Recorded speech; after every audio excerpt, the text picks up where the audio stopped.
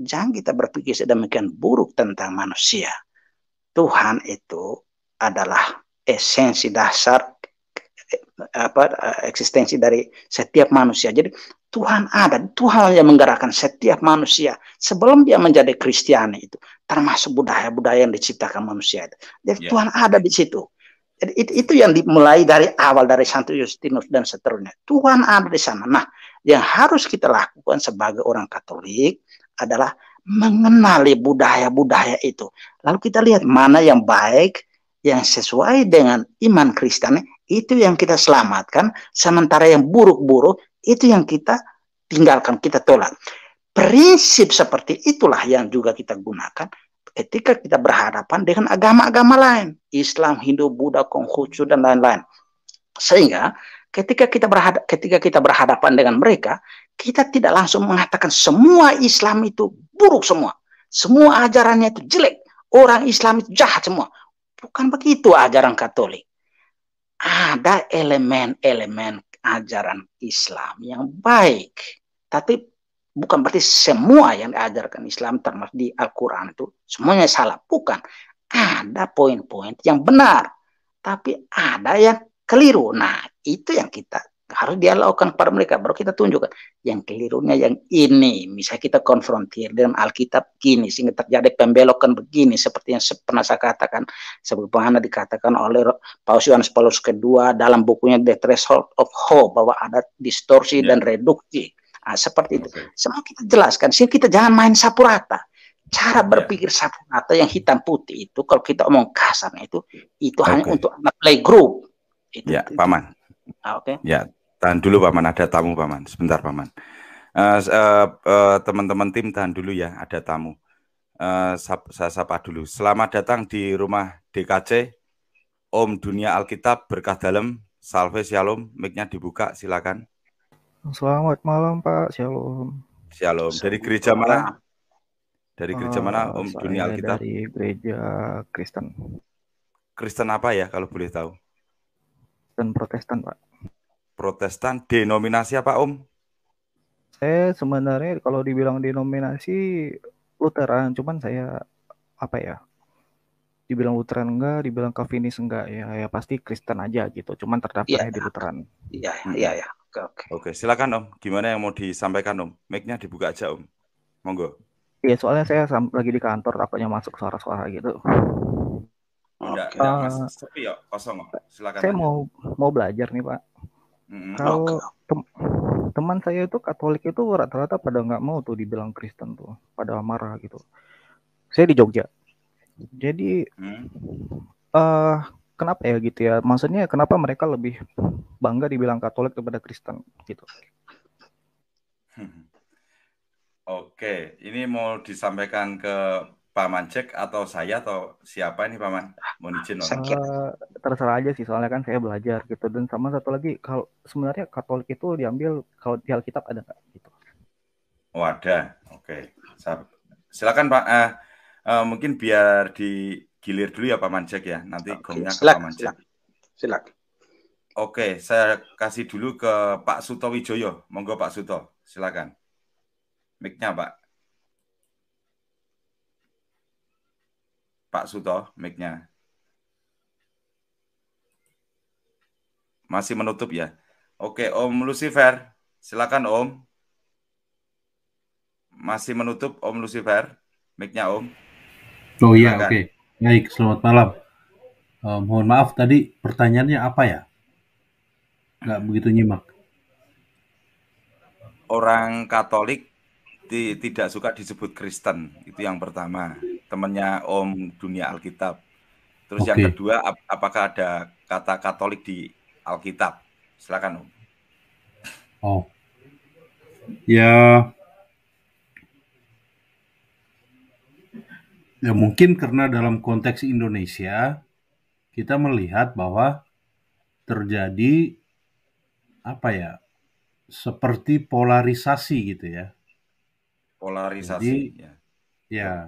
Jadi terjadi pengelompokan yang akhirnya membedakan. Contoh misalnya dahulu itu dalam kolom agama kita itu kan Roma Katolik. kemudian ada Protestan. Tapi di kemudian hari semua Protestan itu udah nggak ada, yang ada Kristen gitu. Jadi itu juga mungkin yang membuat teman-teman yang Roma Katolik ini merasa kok jadi berbeda gitu ya. Padahal kalau kita ikuti dahulu, kalau kita waktu kecil dulu, itu agama itu 5 sebelum ada Konghucu: Islam, Protestan, Katolik, Hindu, Buddha gitu. Dalam perjalanan kemari, kenapa tiba-tiba jadi Kristen gitu? Padahal Kristen itu kan sebetulnya terminologi umum gitu. Nah, itu juga mungkin dari sisi itu. Terus kemudian hal lain lagi, apakah Katolik ada di dalam Bible? Nah, itu perlu kita cek juga. Memang sejak semula kata itu ada di dalam Alkitab, sehingga ketika Konsili Nisea itu digunakan satu kudus Katolik Apostolik gitu. Jadi kata Katolik itu bisa dicek di kalau nggak salah Kisah Para Rasul 9:31 ya.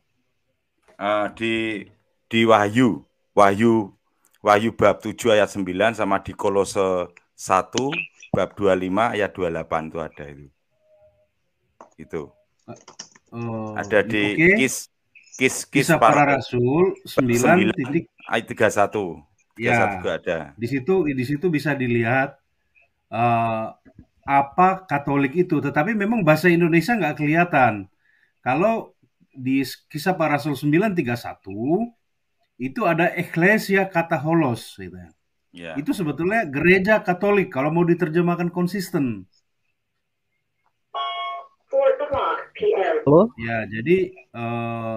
Ya, jadi kira-kira demikian jawabannya gitu.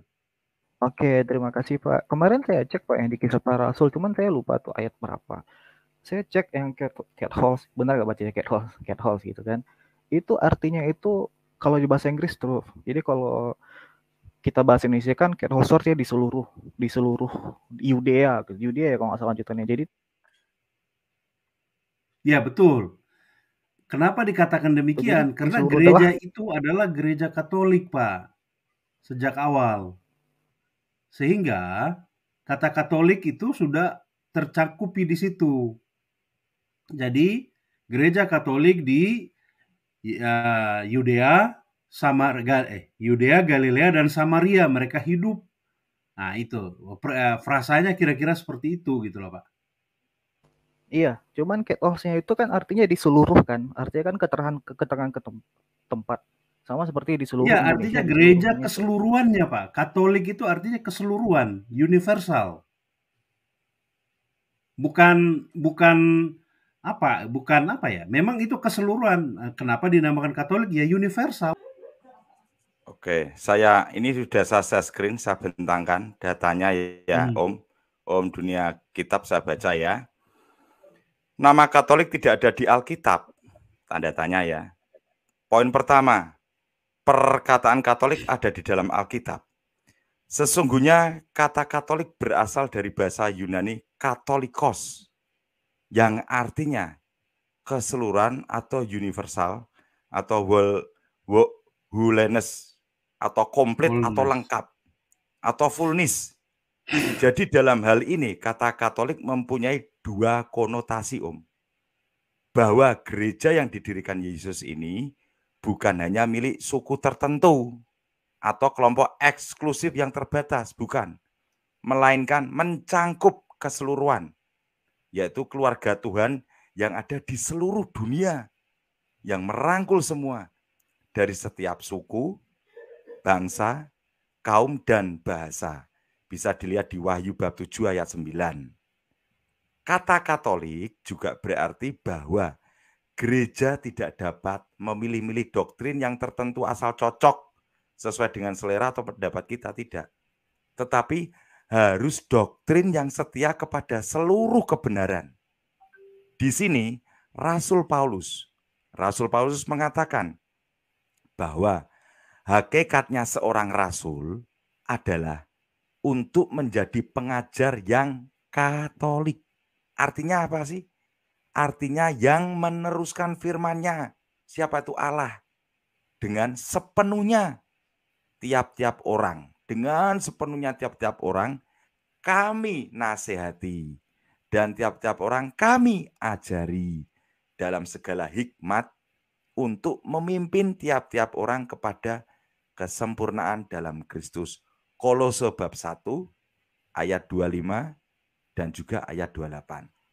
Poin kedua, kata gereja Katolik yang ditulis dalam bahasa Yunani dalam kitab suci sebagai eklesia, kata holos, katolos, asal mula kata katolikos. Bisa dilihat di Kis bab 9 ayat 31. Ini bahasa Latinnya ini. Bla bla bla bla sana bisa ya. Ini bahasa Yunaninya ya.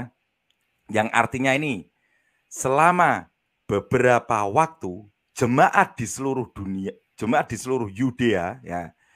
Jemaat di seluruh Yudea, Galilea dan Samaria berada dalam keadaan damai. Jemaat itu dibangun dan hidup dalam takut akan Tuhan. Jumlahnya makin bertambah besar oleh pertolongan dan penghiburan Roh Kudus. Lah, di sini kata eklesia, kata holos atau katolos atau katolikos dalam bahasa Indonesia itu adalah jemaat atau umat seluruh atau universal atau gereja Katolik.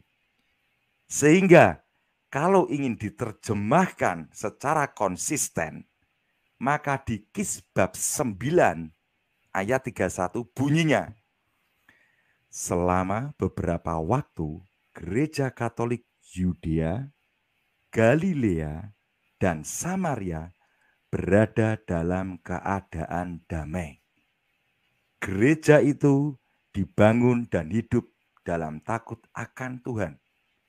Di sini Om Dunia Alkitab, jumlahnya makin bertambah besar oleh pertolongan dan penghiburan Roh Kudus. Masuk poin 3 Om. Memang ada bukti lain di samping kitab suci, yaitu lisan. Lisan dari Santo Ignatius dari Antioquia, murid Santo Yohanes Rasul kepada jemaat di Smyrna. Di sini ya, ini tahunnya 106. Yang dipakai untuk membedakan umat Kristen dari para heretik pada saat itu yang menolak. Para heretik yang menolak bahwa Yesus adalah Allah yang sungguh-sungguh menjelma menjadi manusia. Yaitu apa sih? Heresi bidah atau dikotisme atau gnostisme.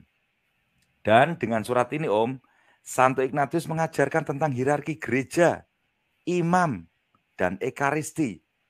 Bertujuan untuk apa? Untuk menunjukkan kesatuan gereja dan kesetiaan gereja kepada ajaran yang diajarkan oleh Kristus Om. Demikian penggalan kalimatnya. Di mana uskup berada, maka di sana pula umat berada. Sama seperti di mana ada Yesus Kristus, maka di sana juga ada gereja Katolik. Lah, disinilah baru gereja Katolik memiliki arti yang kurang lebih sama dengan yang kita ketahui sekarang. Bahwa gereja Katolik adalah gereja universal di bawah pimpinan para uskup yang mengajarkan doktrin yang lengkap sesuai dengan yang diajarkan Kristus. Poin kedua yang berjudul tidak ada penekanan akan adanya suatu aliran di Alkitab. Ini Om ya. Tidak ada penekanan akan adanya suatu aliran di Alkitab atau denominasi. Aliran itu seperti itulah. Poin pertama, kalau kita cermati, ada beberapa referensi di Alkitab yang menekankan persatuan jemaat Allah Om. Terjadinya perpecahan karena pandangan-pandangan yang tidak sesuai dengan apa yang diajarkan oleh Kristus. Tahan mental ya Om, ini mulai agak tajam Om Dunia Alkitab tahan mental. Kristus Pak, sebelum ke situ boleh nggak ke poin sebelumnya biar nggak terlalu jauh gitu. Karena ini pembedaan Om. Oke, yang mau masuk poin mana? Mau masuk yang poin tadi mana? Yang di seluruh Yudea tadi. Oke, di seluruh Yudea di sini ya. Yang Oke. tuh gereja Katolik tuh. Ya, bentar. Kan di seluruh itu kan keterangan tempat ya. Sedangkan Katolik itu kan kata benda. Kok bisa dari keterangan tempat jadi kata benda? Katolik kata benda. Iya. Bukan kata benda, Pak. Jadi Katolik apa? Keterangan tempat Katolik. Katolik kata benda itu. Katolik tuh sifat universalismenya, Pak. Bukan kata benda loh. Jadi enggak, kita ke bahasa Indonesia dulu bentar. Kegelapan itu kata benda. Emang kita lihatnya sifat kan, tapi kegelapan itu masuk ke noun kalau kita pelajari. Nah, sama dengan Katolik itu masuk kata benda kalau kita kan dari bahasa Indonesia. Nah, itu kok bisa dari keterangan tempat jadi kata benda atau kata sifat lah, kata sifat. Kita anggap itu kata sifat. Di seluruh itu kan keterangan tempat, di seluruh, sebagian, atau di sana, di sini, kok bisa jadi kata sifat? Begini, jadi dunia Alkitab benar. Jadi itu mulai dari kata keterangan, kemudian menuju ke kata benda, yaitu gereja Katolik yang seperti sekarang ini. Tapi ingat baik-baik dunia Alkitab, seperti yang tadi Pak Damai kasih channel baca itu, bahwa mulai dari katanya, kata Katolik itu ada di Alkitab. Tetapi makna katanya itu ada dua, yang tadi sudah dijelaskan. Lalu terjadi perkembangan makna kata dari yang hanya sekedar kata keterangan itu menuju kepada kata benda yang mendeskripsikan entitas Katolik sebagaimana kita kenal saat ini, yaitu gereja yang dipimpin oleh Paus yang di Roma itu. Jadi kata yang sama tetapi maknanya itu yang diubah, atau bukan diubah tapi ada perkembangannya. Demikian untuk sementara. Demikian. Poin saya maksudnya di sini, Pak. Sebenarnya kan gereja itu satu, nggak ada yang namanya Katolik, nggak ada yang namanya Ortodoks, nggak ada yang namanya Protestan. Di Alkitab itu nggak mengenal Katolik, nggak mengenal Protestan, nggak mengenal Ortodoks, hanya satu, Kristen gitu. Maksudnya kita semua ini satu. Poin saya maksudnya di situ. Tapi begini Pak, dunia Alkitab, bahkan engkau berdiri di atas poin yang kurang historis. Jadi engkau secara sadar apa tidak, lebih cocok secara tidak sadar, melakukan pola pikir di atas dasar asumsi yang kurang terlepas. Saya kasih contoh ya saudaraku, pada tahun 33 sampai dengan tahun 40 atau 50 itu, perjanjian baru itu satu huruf pun belum tulis. Tapi orang-orang pada waktu itu kamu sebut apa? Jadi mereka belum ada itu Alkitab perjanjian baru, belum ada. Mereka itu orang Kristen, tapi Kristen pun itu kan disebut oleh orang lain, penamaan yang diberikan oleh orang lain kepada kelompok pengikut Kristus itu. Karena itu kalau kita membuat selalu di dalam benak kita itu secara tidak sadar bahwa segala-galanya harus referensi ke Alkitab, itu berarti kita menciptakan agama Kristen yang ahistoris, yang tidak sesuai dengan fakta sejarah. Jangankan omong soal tahun 33 sampai 50 itu, bahkan sampai tahun 400 pun, bahkan lebih cocok sampai tahun 1400-an itu, tidak semua orang pakai Alkitab, tidak orang semua tahu.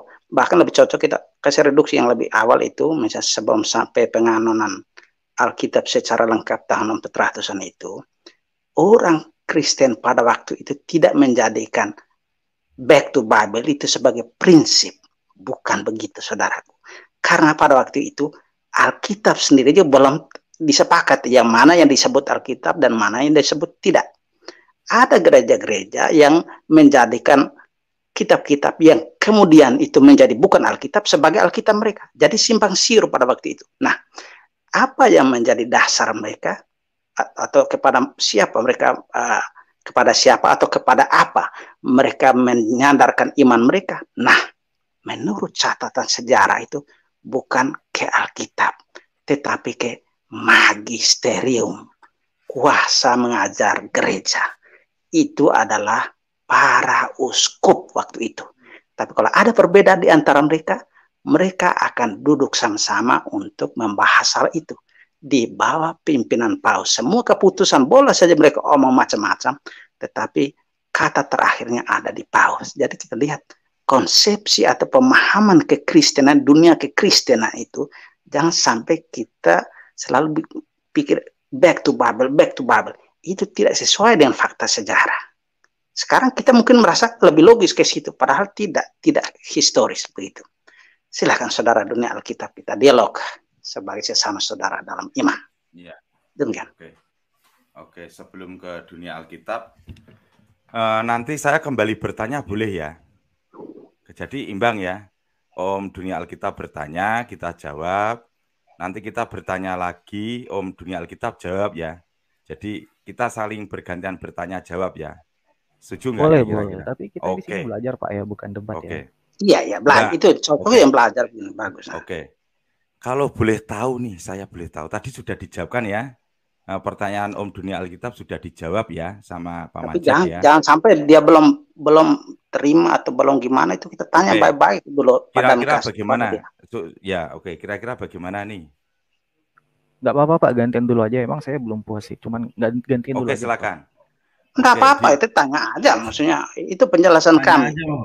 Pak DKC jangan ditanya, biar kasih Pak dunia Alkitab aja dulu yang apa yang belum puas biar bisa dijelasin. Oke, saya ulangi lagi ya Om. Di sini Om, sebentar mohon izin saya screen, makanya saya bacanya pelan-pelan banget biar Om dunia Alkitab itu memahami banget. Ibu bapak dan rekan-rekan, semua segala sesuatu. Kalau ingin belajar segala hal, bacalah, lihatlah, pahami secara pelan-pelan ya, jangan tergesa-gesa ya. Biar apa sih? Biar kita nggak gagal paham. Saya ulang nih, nama Katolik tidak ada di Alkitab. Ini judulnya seperti ini. Poin pertama kita menuju pada judul perkataan Katolik ada di dalam Alkitab. Saya ulang-ulang penuh dengan nikmat. Sesungguhnya kata Katolik berasal dari bahasa Yunani, Katolikos, yang artinya keseluruhan atau universal atau wholeness. Bukan, cara bacanya begini, wholeness. Wholeness, ya maklum ya Paman. Iya, sangat ya. Saya bukan Paman nih soalnya Paman. Atau istilahnya komplit atau lengkap, sama juga dengan fullness. Jadi dalam hal ini Katolik itu mempunyai dua konotasi Om. Dua konotasi nih perlu dipahami dulu. Bahwa gereja yang didirikan Yesus ini bukan hanya milik suku tertentu atau kelompok eksklusif yang terbatas, bukan ya. Melainkan mencangkup keseluruhan. Keseluruhan akan apa? Keseluruhan keluarga Tuhan yang ada di seluruh dunia, seluruh jagat raya dunia ini. Yang merangkul semua, dari semua setiap suku, bangsa, kaum, dan bahasa. Rujukan ayatnya di Wahyu bab 7 ayat 9. Di sini Om, kata Katolik juga berarti bahwa gereja tidak dapat memilih-milih doktrin yang tertentu asal cocok sesuai dengan selera atau pendapat kita. Tidak. Tetapi harus doktrin yang setia kepada seluruh kebenaran. Doktrin harus kebenaran loh ya. Bukan baik tapi benar. Di sini Rasul Paulus itu menyampaikan bahwa hakikatnya seorang rasul adalah untuk menjadi pengajar yang Katolik. Artinya apa? Yang artinya meneruskan firman-Nya. Siapa itu? Allah.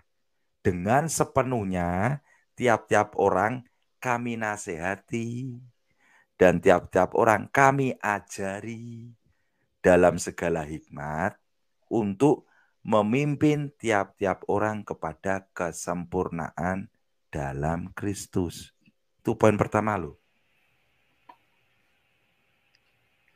Bisa dilihat di Kolose bab 1 ayat 25 dan juga ayat 28. Jelas ya Om, pelan-pelan banget ini saya membacanya.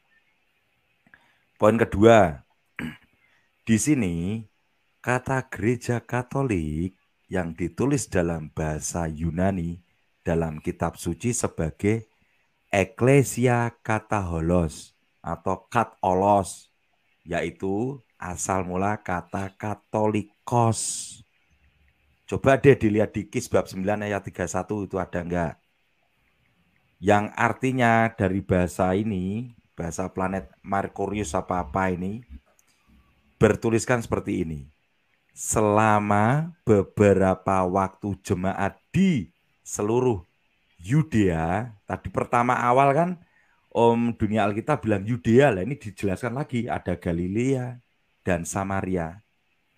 Semua itu dalam keadaan damai, Om. Jemaat itu dibangun dan hidup dalam takut akan Tuhan. Di sini, Om, jumlahnya makin bertambah besar oleh pertolongan dan penghiburan Roh Kudus. Di sini kata eklesia, kata holos atau katolos atau katolikos dalam bahasa Indonesia itu artinya jemaat atau umat seluruh atau universal atau gereja Katolik. Sehingga kalau ingin diterjemahkan secara konsisten berbunyi seperti ini. Ini kan dari Kis bab 9 ayat 31 ya, bisa dilihat ya. Bunyinya diterjemahkan secara konsisten seperti ini. Selama beberapa waktu gereja Katolik Yudea, Galilea, dan Samaria berada dalam keadaan damai. Merujuknya pada ini loh. Jemaat di seluruh Yudea, Galilea, dan Samaria ini loh. Kan sama ini. Yudea, Galilea, Samaria dalam keadaan damai. Gereja itu dibangun dan hidup dalam takut akan Tuhan. Jumlahnya makin bertambah besar oleh pertolongan dan penghiburan Roh Kudus. Di sini ada bukti lain di samping kitab suci, yaitu tulisan dari Santo Ignatius dari Antioquia. Itu murid Santo Yohanes Rasul kepada jemaat di Smyrna tahun 106 yang dipakai untuk membedakan umat Kristen dari para heretik di saat itu, di mana yang menolak Yesus adalah Allah yang sungguh-sungguh menjelma menjadi manusia, yaitu bidah heresi. Dengan surat ini, Om, Santo Ignatius mengajarkan tentang hierarki gereja, imam, ekaristi, yang bertujuan untuk menunjukkan kesatuan gereja dan kesetiaan gereja kepada ajaran yang diajarkan oleh Kristus. Sementara di situ dulu saya pedot. Saya putus ini. Gimana, Om? Di sini masih ngambang? Nah, itu saya sekarang masih ngambang, Pak. Karena kan jemaat di seluruh Yudea. Kok bisa jadi nama gereja Katolik? Loh, tadi kan sudah saya sampaikan. Iya, di seluruh itu kan keterangan tempat. Di mana? Di seluruh Yudea. Di mana? Di Indonesia. Di mana? Di Amerika. Kok bisa jadi nama?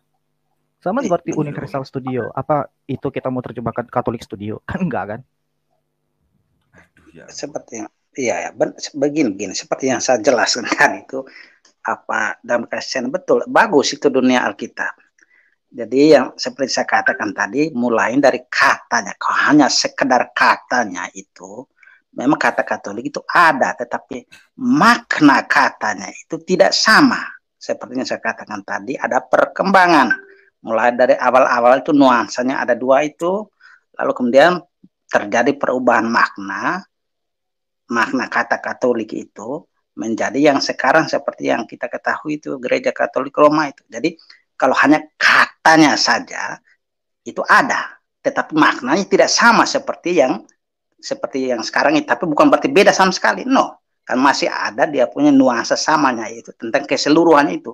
Jadi macam sekarang kata Katolik itu maknanya sebagai gereja yang dipimpin oleh Paus itu, tetapi nuansa Katolik yaitu keseluruhan itu juga masih ada, yaitu menyangkut semua orang di segala suku bangsa itu. Jadi ada dia punya makna nuansanya masih terbawa di dalam, tetapi makna secara keseluruhannya tidak sama, bahkan terjadi perubahan. Nah, seperti itu. Bagaimana dunia Alkitab bisa masuk di situ atau masih kurang pas? Kayaknya ini kita sudah aja Pak. Tapi poin saya di sini, di Alkitab itu nggak ada Tuhan Yesus atau para rasul itu mendirikan gereja itu namanya ini. Yang ada hanyalah satu gereja, satu tubuh. Jadi nggak ada gereja Katolik, gereja Kristen, gereja Protestan, itu nggak ada. Makanya saya paling malas kalau lihat orang, aku Katolik, aku Protestan, aku Ortodoks, itu saya paling malas. Kristen ya Kristen aja, nggak ada yang namanya Katolik, Protestan, Ortodoks, itu nggak ada. Cuman satu Kristen. Saya itu sih. Iya ya, kita sepakat. Memang kita niatnya baik, bahwa kita tuh satu Kristen, artinya pengikut Yesus. Yang seperti itu yang juga pada awal-awal kekristenan itu terjadi. Jadi semuanya mau satu. Dan karena pada awal-awal kekristenan itu bahkan ada perbedaan-perbedaan, maka seperti yang dikatakan tadi, Santo Ignatius mengatakan bahwa gereja yang satu yang didirikan Tuhan itu adalah gereja yang Katolik itu, yang universal itu. Dan dalam konteksnya itu yang dipimpin oleh para uskup di bawah kepemimpinan Paus. Jadi memang kita punya idealisme, punya niat yang baik untuk semuanya satu seperti itu. Tapi satu yang bagaimana itu dalam konteks sekarang dunia yang sedang terpecah-pecah bahkan dari awal itu, maka kita tidak bisa hanya sekedar ya katakanlah terbuai dalam niat baik kita itu kan. Kita butuh kerja keras itu. Makanya sekarang yang dilakukan kami gereja Katolik itu bilang mari kita mulai sama, kita belajar sejarah. Bahkan seperti yang saya beritahu saudara dunia Alkitab tadi, bahwa kalau engkau mulai dengan misalnya di dalam Alkitab kan tidak begini, tapi begini saudaraku, bahkan sebelum Alkitab ditulis itu modelnya itu tidak pakai kata Kristen, pakai kata yang lain. Bahkan mereka tidak disebut, mereka pakai pengikut jalan lurus kalau tidak salah. Ya pokoknya tidak punya pakai kata Kristen, bahkan seperti yang Kristen, ya spesifik tidak jalan lurus kalau nggak salah. Ya, dan tidak dalam konteks kekristenan seperti yang kita pahami saat ini. Katakan misalnya kami Katolik dan kamu yang Protestan itu anak Kristen. Kristen yang seperti itu tuh tidak persis sama, bahkan bisa berbeda 180 derajat dengan yang pada awalnya. Kenapa? Mereka punya doktrinnya itu persis seperti yang di Katolik. Sementara yang di Kristen atau Protestan itu tidak seperti itu. Kita bisa dialogkan hal itu saudaraku, ya. Kita mulai dari kumpulan Alkitab saja itu persis seperti yang di Katolik, termasuk Deuterokanonika, saudaraku. Termasuk pada waktu mereka kanon tahun 400-an itu, ketika semua terima itu sampai tahun 1045. Jadi itu dari Alkitab saja itu sangat Katolis, bahkan ajaran-ajaran lain itu sangat Katolik. Itulah sebabnya saya mengutip kata-kata dari Kardinal Newman. Newman itu adalah pendeta Anglikan yang sangat benci Katolik, lalu dia belajar sejarah gereja untuk menyerang Katolik. Ujung-ujungnya apa? Dia akhirnya menemukan bahwa to be deep in history is to stop being a Protestant. Saya ulang lagi, to be deep in history is to stop being a Protestant. Jadi kalau kita mau menyelami atau mendalam dalam sejarah gereja, maka kita akan berhenti menjadi seorang Protestan. Protestan dalam konteks kita ini adalah yang kekristenan, yang kamu sebut Kristen itu. Dan lihat kalau kamu baca baik tentang sejarah gereja itu, kamu akan mengerti semuanya itu sangat Katolik. Sesuatu yang kamu benci itu padahal yang harus kamu cintai. Dan yang kamu cinta mati itu padahal yang agak keliru itu. Seperti itu saudaraku. Mungkin kamu... Saya nggak pernah benci Katolik, Pak. Oke, terima kasih. Itu tadi maksud saya, ya saya artinya saudara itu dalam arti umum ya, karena saya tahu ada banyak yang lain tuh. Bahkan menyebut kami yang Katolik itu bukan Kristen loh. Kami itu bahkan seperti yang heresi atau apa ya, sudah tidak apa-apa. Jadi banyak sekali yang menganggap kami yang Katolik itu yang ajar yang aneh-aneh, kami doa kepada arwah, menyembah Bunda Maria, macam-macam. Tapi itu pemahaman yang keliru. Dan kalau baca sejarah itu sangat Katolik dari awal itu. Yang cara berpikir yang beda itu baru muncul dari tahun 1045. Yang mulai tidak mau tunduk di bawah kepemimpinan Paus, baru pada waktu Luther itu mulai berkembang macam-macam. Nah, kami Katolik itu kami awal-awalnya pakai marah. Jadi kalau kamu masih dengar istilah anathema shit, celakalah kamu. Semua yang seperti itu kan marah. Sama seperti kita orang tua kepada anak-anak yang kurang ajar kan seperti itu. Nah, tapi kemudian kami menyadari kekeliruan itu, makanya kami mulai pakai metode merangkul. Makanya Konsili Vatikan kedua dalam dokumen resmi kami yang berjudul Unitatis Redintegratio, jadi persatuan kembali, tulis bahwa mari kita berusaha untuk dialog dengan saudara-saudari kita yang Protestan dan Ortodoks untuk kembali ke dalam gereja yang didirikan oleh Tuhan Yesus itu. Nah, menurut kami, gereja yang didirikan oleh Tuhan Yesus itu ada di dalam gereja Katolik ini. Ada di Unitatis Redintegratio nomor 4 paragraf ketiga. Tapi kami tidak mau pakai hanya palu begitu saja, klaim begitu saja. Tapi kami mau dialog dengan kamu, terutama yang ahli dalam bidangnya. Supaya kita akan lihat, cross check, dan kamu akan tahu, oh seperti itu. Dan sebagai contoh banyak sekali pendeta-pendeta Protestan yang ahli, misalnya di Amerika Scott Hahn, Steve Ray, dan banyak yang lain, termasuk bisa nonton di program Coming Home Network itu, banyak sekali mereka ketika mereka belajar sejarah, akhirnya mereka tahu, aduh saya sekarang malah Katolik. Akhirnya mereka kembali ke Katolik. Nah, memang di Indonesia belum ada, tapi ya, saya sering mengatakan kepada saudara-saudara yang lain, nggak usah kita pening kepala, nggak usah debat-debatan, cakar-cakaran, nggak usah. Baca alon-alon saja. Nanti saudara-saudara kita yang Protestan dan Ortodoks itu kalau mereka baca baik-baik, mereka akan mengerti bahwa gereja yang didirikan Tuhan Yesus itu ada di Katolik. Mereka akan kembali. Tetapi kalau kita menampilkan kekatolikan secara serampangan, ajaran yang brutal, yang simpang siur tidak jelas, itu bukan hanya orang-orang Islam yang tidak mau masuk ke Katolik, tapi orang Protestan juga tidak mau masuk seperti itu. Saudaraku, saya omong ini seperti sedang mengkuliahimu, saya minta maaf, tapi terlalu panjang dan mungkin terlalu kondesionik, merendahkan atau minta maaf seperti itu. Oke, sebentar Paman cek, ya Om Dunia Alkitab sebentar ya. Silakan untuk Paman Adios, silakan Paman untuk menyampaikan berkaitan dengan Om Dunia Alkitab tadi. Silakan Paman Adios. Selamat malam. Halo, share, saudara Dunia Alkitab. Wah. Kalau sudut dunia Alkitab ini berarti kita bisa dapat banyak informasi tentang Alkitab ini. Wah, saya masih belajar, Pak. Ya, saya hanya tadi menyangkut kata ya. Tapi saya mungkin ulang lagi dari awal. Yang pertama itu memang yang dikenal itu jalan lurus. Itu sudah jelas. Kata Kristen itu sebagai olok-olokan.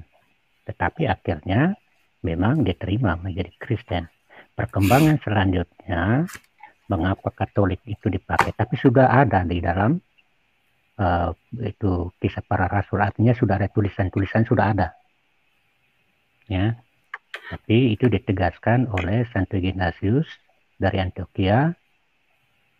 Maka untuk membedakan dengan heresi-heresi yang lain, karena sudah tidak jelas lagi sebut Kristen itu, akhirnya Katolik itu dipakai. Nah, kembali kepada arti kata. Memang di dalam itu memang kata keterangan. Mungkin dikacaukan di Indonesia.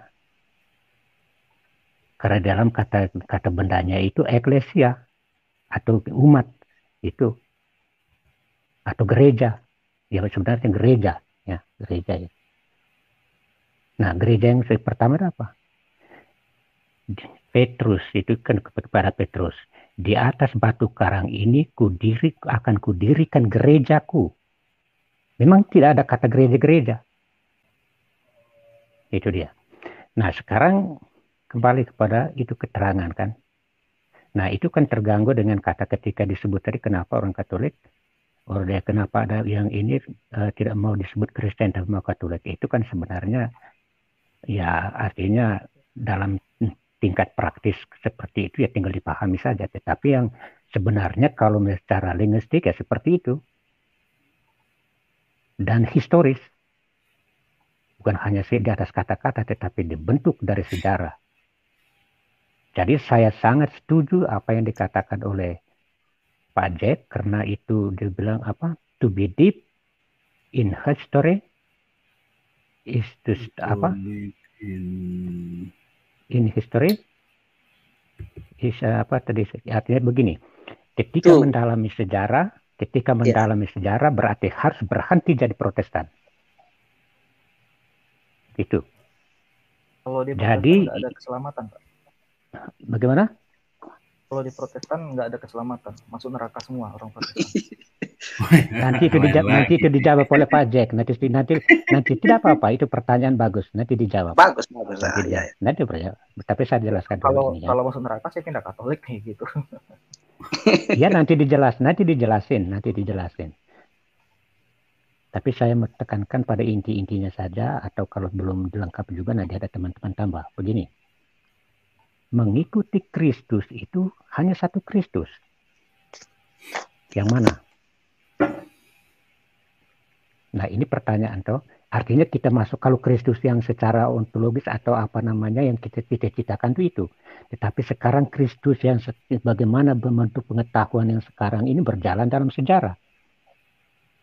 Dia tidak bisa begitu saja. Ya. Dia jelas diserahkan kepada dia, berikan kuasa mengajarnya kepada siapa-siapa terus. Tidak semua orang. Dia pilih juga rasul, 12 rasul, ya. Tidak sembarang saja begitu, tidak. Dan mereka diberi kuasa mengajar. Kuasa bukan hanya begitu saja omong, tetapi dihembus dengan Roh Kudus. Ya. Tidak seluruh orang. Jadi itu suksesi itu tetap berjalan mulai dari sana, tetap para rasul, dewan para rasul itulah penjaga, pengajar. Jadi di atas para rasul itu didirikan gereja. Dan gereja itu namanya gereja Kristus, hanya satu. Dan terus berjalan. Dan suksesinya berjalan terus. Tidak pernah berubah. Sampai saat ini. Nah, sekarang ketika pertanyaan bisa selamat atau tidak, saya hanya menekankan dulu itu nanti Pak Jack sebentar jawab. Tetapi bahwa menerima Kristus itu adalah seluruh Kristus itu sendiri dan kebenarannya yang diajarkan oleh gereja. Pertama belum ada Alkitab, itu sudah jelas. Pertama saja belum ada yang namanya kitab zaman. Kitab ini saja tulis tahun 50-an. Bahkan itu sampai dengan tahun 400-an itu saja itu belum bagaimana harus seleksi mana yang ini disebut kitab tulisan-tulisan suci mana. Ketika kita membaca Alkitab, ketika kita tinggalkan sejarah, maka akan terjadi penafsiran yang melampaui segala historisnya. Dan itu sudah malah menjauh dari Kristus sejarah. Kristus sejarah. Bukan sejarah Kristus, tidak. Nah, persoalannya, sekarang pertanyaan, selamat atau tidak? Sekarang saya kembalikan kepada Pak Jack. Terima kasih. Oke, terima kasih. Jadi, saudaraku dunia Alkitab, kalau engkau bertanya, apakah yang di luar Katolik itu selamat atau tidak? Sejarah pemikirannya panjang. Saya bisa jelaskan berjam-jam kepadamu, tetapi saya bisa rangkum dalam satu kalimat. Yang kalimat itu bukan ciptaan saya, tetapi rumusan yang dibuat oleh para uskup pada tahun 1964 pada waktu sidang yang namanya Konsili Vatikan kedua. Jadi para uskup yang berjumlah 2.500 orang sekitar itu disertai para ahli dari berbagai bidang di seluruh dunia, tentu saja Katolik waktu itu mereka rumuskan kalimatnya itu. Kalimat itu ada di dalam dokumen yang namanya Lumen Gentium nomor 14. Oke, siap. Saya bentangkan, Bapak. Dan kalimat yang singkatnya memang agak panjang, tetapi saya kasih yang sarinya saja ya, dunia Alkitab. Kalimatnya begini. Jika Anda tahu bahwa gereja Katolik didirikan oleh Allah melalui Yesus Kristus dan Anda tidak mau masuk ke dalamnya atau tetap tinggal di dalamnya, maka Anda tidak bisa diselamatkan. Biar kita baca sama supaya jangan sampai saya baca kurang terlalu pas atau tambah kurang. Coba ke bawah sedikit yang ke bawah Oke. sedikit, ke bawah sedikit. Ya. Nggak usah semuanya, Oke. cukup yang kalimat Cukup, intinya ke bawah. Tambah ke bawah, tambah ke bawah Oke. sedikit, tambah, terus itu paragraf kedua terus ke bawah. Oke, ke atas lagi. Maaf. Ke atas kembali. Ke atas kembali. Jadi ya di situ ya. Ya, Kristus ini ya. Mana? Kata Di Kristus mana? ini ya. Di kata-kata Kristus. Kata Kristus ya. Gimana, Paman? Ya di bawah. Oke ya, begini. Maka mulai dari Makkah. Di sini dunia Alkitab, lihat kalimat resmi kami ya, lihat dari Makkah itu ya. Maka dari itu ada lihat dunia Alkitab, ada lihat di situ. Maka dari itu, andai kata ada orang yang benar-benar tahu bahwa gereja Katolik itu didirikan oleh Allah melalui Yesus Kristus sebagai upaya yang perlu, namun tidak mau masuk ke dalamnya atau tetap tinggal di dalamnya, ia tidak dapat diselamatkan. Nah itu. Nah sekarang kita kan bisa membuat rumusan terbaliknya, saudaraku, dunia Alkitab. Jadi kan kita bisa buat pengandaian yang persis sebaliknya. Maka dari itu, andai kata ada orang yang benar-benar tidak tahu bahwa gereja Katolik itu didirikan oleh Allah melalui Yesus Kristus sebagai upaya perlu, namun mau masuk ke dalamnya, jadi tetap kembali di atas tadi. Aduh. Oke. Ini kan hanya membuat perubahan kalimat saja. Dari kalimat negatif menjadi positif. Maka dari itu andai kata ada orang yang benar-benar tidak tahu bahwa gereja Katolik itu didirikan oleh Allah melalui Yesus Kristus sebagai upaya yang perlu, namun mau masuk ke dalamnya atau tidak mau tetap tinggal di dalamnya, ia dapat diselamatkan. Nah seperti itu. Jadi kalau aplikasinya kepada saudara dunia Alkitab, itu pakai dengan prinsip kalimat pengandaian kedua tadi itu. Jadi kalau memang damai Alkitab benar-benar tidak tahu tentang gereja Katolik itu sebagai gereja yang didirikan Tuhan Yesus, sehingga dunia Alkitab tidak mau masuk, maka bisa diselamatkan. Ya. Dan yang seperti itu bukan hanya untuk saudaraku dunia Alkitab yang Protestan, tapi juga yang Islam, Hindu, Buddha, Konghucu, bahkan orang ateis sekalipun. Ini prinsip yang sama ya. Jadi kami tidak mau sapu rata saja kepada kamu, bukan. Jadi kalau kamu tidak tahu dan tidak mau karena tidak tahu, maka bisa diselamatkan. Nah kami tidak mungkin mengatakan, masa tidak tahu Katolik? Itu sangat mungkin. Macam damai Alkitab ini, dunia Alkitab. Saya tidak tahu sejauh mana Anda memahami kekatolikan. Andai kata Anda ini lahir besar sebagai seorang Protestan dan diajarkan sedemikian rupa sehingga pemahamanmu tentang kekatolikan itu sedemikian, kalau kasarnya dibengkokkan. Saya sekolah di sekolah Katolik, Pak. Oh, syukur puji Tuhan. Tetapi saya begini. Salam Maria hafal. Oh, puji Tuhan. Oke. Terima kasih ya. Kamu ngerti. Berarti setidaknya prinsip tentang toleransi itu cukup kuat. Tapi ingat baik-baik. Yang pertama, dua hal yang saya mau katakan. Waktu sekolah Katolik itu tentang penjelasan tentang sejarah gereja kan pasti tidak menyeluruh. Karena itu kan hanya beberapa jam sejarah ajaran. Yang kedua, pada waktu kita sekolah itu kan kita masih darah muda. Itu pasti kita rahasia umum lah. Jangankan engkau, saya sendiri yang Katolik ini saya bahkan lupa satu kata pun tidak saya ingat waktu saya masih sekolah SMP, SMA, bahkan saja SD. Saya tidak ingat sejujurnya, apalagi anak muda kita masih lirik sana lirik sini, lompat sana lompat sini, sehingga tidak terlalu tertarik dengan hal-hal seperti itu. Nah sekarang kita sudah dewasa, kita mulai belajar, kita berusaha untuk mengerti sungguh-sungguh, sehingga kita berusaha untuk paham tentang sejarah yang sesungguhnya. Jadi macam saudaraku dunia Alkitab, bukan maksud saya menganggap remeh, tetapi berdasarkan pengalaman banyak orang, termasuk orang Katolik yang kemudian setelah mereka remaja, katakan masuk kuliah, mereka keluar dari Katolik, setelah lama-lama baru mereka masuk lagi, mereka banyak yang sering. Saya sekolah dari SD sampai SMA itu di sekolah Katolik, sekolah elit lagi, pastor sering ajar. tapi saya itu tidak terlalu perhatikan dengan baik.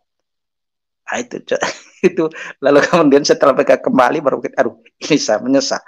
Tapi kenapa? Tuhan yang maha baik, dia maha tahu akan segala kerapuan kita. Jadi kalau kita tidak tahu, tidak apa-apa. Yang cilakanya adalah orang yang tahu tapi tidak mau. Lebih buruk lagi orang yang tahu gereja Katolik, gereja yang didirikan Yesus, tapi dia sengaja tidak mau lalu membawa orang lain untuk juga menjauhi Katolik. Nah, itu yang lebih celaka. Nah, kami Katolik itu tidak pakai sistem sapu rata semua. Semua yang non Katolik itu masuk neraka. Bukan begitu, saudaraku. Semua orang yang kalau tidak tahu dan dia melakukan apa yang dikehendaki Allah sebagaimana dia ajarkan gereja Katolik, maka dia bisa masuk surga.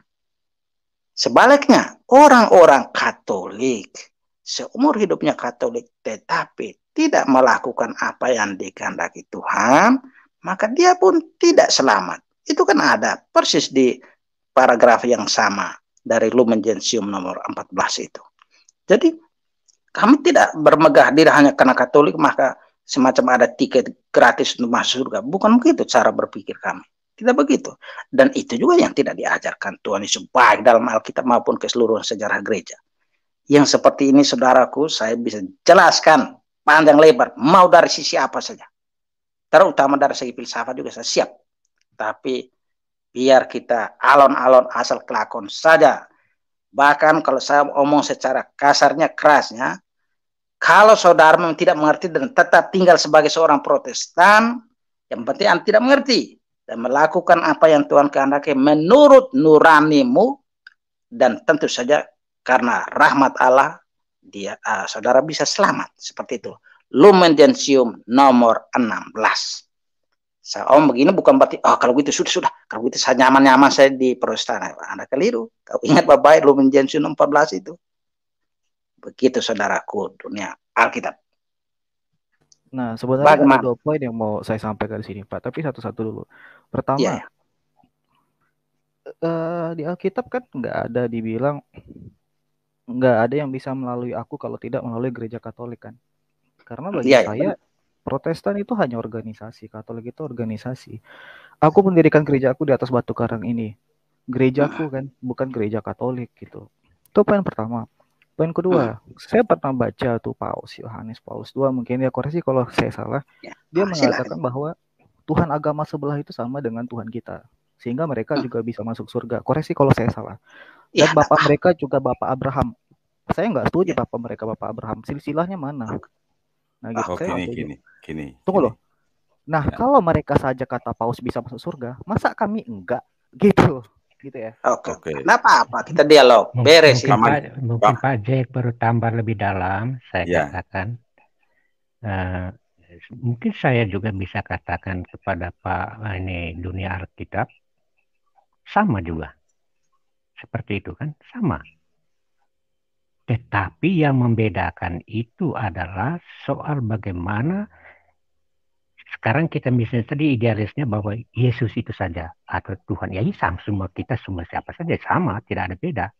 Tetapi yang sekarang soal tadi seperti tadi sudah dikatakan oleh Pak Jack yang dalam Lumen Gentium itu. Ya kan? Jadi bukan hanya asumsi itu. Atau semua idealisme itu ya semua ada dan itu tidak bisa salah dan itu benar. Tetapi bagaimana yang sejatinya pengetahuan kita itu yang sesungguhnya itu tidak terlepas dari sejarah tadi itu. Nah, saya mau katakan dulu, oke, Anda tidak menggunakan Katolik, kata Katolik. Sekarang Yesus mengatakan, di atas batu karang ini akan kudirikan gerejaku. Tetapi kepada siapa? Kata kepada siapa? Kepada Petrus. Langsung kepada Petrus.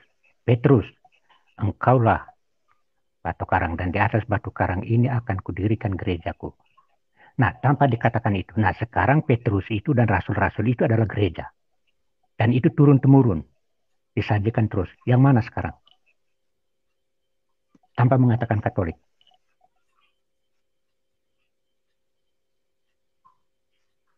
Coba. Bisa dijawab dulu Pak, ini Dunia Alkitab. Ya, gimana pertanyaannya? Sekarang begini, Pak tadi mengatakan bukan Katolik, bukan oke. Singkirkan itu. Tapi Yesus mengatakan kepada Petrus. Di atas batu karang. Artinya langsung kepada Petrus ini.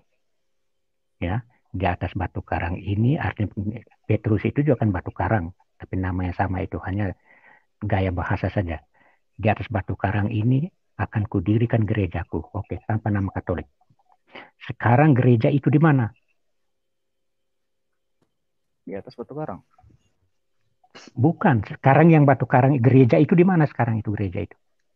Gereja itu ya kita, gereja. Gereja itu kan bukan bangunan. Nah, Kan? sekarang di mana? Siapa yang sekarang melanjutkan gereja itu? Yang pertama yang diserahkan ke Hah? Ya kita semua ini kan gereja. Yesus serahkan kepada Pak. Pada saat itu diserahkan kepada Petrus. Iya, sekarang betul itu Petrus, tapi bukan kepada kita kan. Jadi gereja itu didirikan atas para rasul kan. Dan itu kuasa mengajarnya juga diberikan kepada para rasul. Dan itu terpilih. Kalau begitu mengapa tidak Yesus katakan, ya semua kamu bebas. Enggak, saya hanya pikir begini Pak Dios. Iya. Saya merasa itu bahwa pertama-tama saudara kita Dunia Alkitab mungkin belum tangkap betul keseriusan dari apa yang saya katakan. Tadi juga Pak Damai Kasih Channel katakan bahwa sebelum Alkitab itu disepakati sebagai Alkitab, sebelum buku-buku yang banyak tersebar itu belum dipilih dan ditetapkan sebagai Alkitab itu pada tahun 400 berapa saya lupa lagi itu gereja orang-orang yang ikut Yesus itu tidak menjadikan Alkitab sebagai patokan hidup mereka itu. Mereka menjadikan uskup-uskup mereka sebagai patok. Mereka tanya ke uskup, kenapa? Karena uskup-uskup itu adalah murid-murid dari guru-guru sebelumnya, terus sampai dengan para rasul itu. Dan mereka semua itu hidup di bawah pimpinan Paus. Jadi yang seperti itu tuh bahkan belum ada, sudah ada sebelum Alkitab. Jadi engkau mengerti tentang sejarah kekristenan lebih dalam di situ. Itu maksud saya. Jadi Paman, itu persis yang ya, Paman. Mohon izin saya ingin menyampaikan untuk menjawab Om Dunia Alkitab sesuai pengajaran ya Paman. Tapi enak ini Paman. Mohon izin ya Paman. Mohon izin Paman. Mohon izin. Saya menyampaikan melalui pengajaran magisterium. Ini begini Om Dunia Alkitab. Tadi kan pertanyaan Om Dunia Alkitab tentang apakah Protestan nggak diselamatkan. Ini saya jelaskan di sini Om. Keselamatan itu memang ada pada Yesus Om. Jalan kebenaran dan hidup. Dan tidak ada seorang pun yang datang kepada Bapa tanpa melalui Yesus ya Om. Itu Yohanes 14 ayat 16. Namun jangan lupa Om, bahwa Allah itu menghendaki semua orang untuk diselamatkan dan memperoleh pengetahuan akan kebenaran. 1 Timotius 22 ayat 3 sampai 4. Jadi, jika ada orang yang di luar gereja Katolik dapat diselamatkan, itu terjadi karena jasa Kristus yang telah wafat bagi semua orang. Di sini Om, pengertian ini, jika dikatakan tidak ada keselamatan di luar Tuhan Yesus dan gerejanya adalah tubuh Kristus, sebab Om, keselamatan diberikan hanya kepada Allah, kepada manusia melalui Kristus dan gerejanya. Ini kutipan dari Katekismus Gereja Katolik nomor 1260 ya Om. Kutipannya seperti ini Om. Ini magisterium Om ya. Sebab karena Kristus telah wafat bagi semua orang dan panggilan terakhir manusia benar-benar hanya satu, bersifat ilahi. Kita harus berpegang teguh bahwa Roh Kudus membuka kemungkinan bagi semua orang untuk bergabung dengan cara yang diketahui oleh Allah dengan misteri Paskah. Sebab manusia yang tidak mengenal Injil Kristus dan gerejanya, tetapi mencari kebenaran dan melakukan kehendak Allah sesuai dengan pemahamannya akan hal itu, dapat diselamatkan. Orang dapat mengandaikan bahwa orang-orang semacam itu memang menginginkan pembaptisan. Seandainya mereka sadar akan perannya demi keselamatan. Dalam hal ini kalimat tidak mengenal Injil Kristus dan gerejanya itu hanya berlaku bagi mereka yang belum dibaptis. Ya, yang belum dibaptis loh ya. Kayak yang Muslim, Hindu, dan lain sebagainya. Sedangkan bagi yang sudah dibaptis, Om. Nah ini konteksnya di sini. Sedangkan bagi yang sudah dibaptis ataupun yang sudah mengerti bahwa gereja Katolik adalah sakramen keselamatan yang telah direncanakan Allah, ketentuannya bisa dibaca di Lumen Gentium 14 tadi. Itu Om. Lumen Gentium 14 yang tadi saya bacakan dulu Om. Hal ini sesuai dengan sabda Yesus. Tadi kan Om dunia Alkitab bicara, oh saya tidak setuju kalau seberang itu menyembahnya Abraham. Lah ini sudah ditegaskan di sini. Katolik nggak letterlek Om. Semua diselamatkan Om. Semua diselamatkan Om. Kenapa? Kok nggak letterlek? Enggak. Karena Yesus hadir untuk semua orang Om. Waktu di kayu salib itu Om. Tuhan memberikan rahmatnya kepada semua orang. Ya, tapi orang itu harus menerima Kristus kan? Kalau dia nggak menerima Kristus. Jadi begini, sabar udah channel. Begini, saya mengerti begini. Pertama kita harus mengerti dulu cara berpikir saudara-saudara kita yang Protestan itu. Memang kenapa kita ini kadang-kadang berbeda dengan saudara kita Protestan itu seperti orang katakan Protestan dan Katolik itu seperti wanita dan pria. Jadi memang nampaknya sama, tapi cara berpikir kadang-kadang agak beda-beda. Jika kita butuh agak sedikit peras kepala sedikit untuk memahami baik-baik mereka, baru kita jelaskan yang baik. Itu penting. Nah, kalau kami kasih kutip yang tadi itu betul. Hanya saja karena itu adalah kalimat rumusan teologis yang padat, itu bisa jadi mungkin dunia Alkitab itu tidak perhatikan atau gimana, pokoknya pening kepala. Nah, sekarang begini. Dunia Alkitab kita alon-alon saja begini. Kami itu persis, kami sepakat itu yang tidak ada keselamatan selain dalam diri Yesus. Yesus adalah satu-satunya jalan kebenaran dan hidup. Nah, itu betul itu. Kami yakin itu 1000%. Hanya bagaimana kita memahami Yesus itu, itu yang kita mulai pening kepala. Saya kasih contoh. Misalnya Yesus, bahkan itu dalam debat sejarah itu, sebelum biar kita kasih tanda kurung saja untuk orang-orang yang lahir sebelum Yesus. Ya, kita umpamakan bagi orang-orang yang bukan umpama. Sekarang kita omong tentang orang-orang yang lahir setelah Yesus.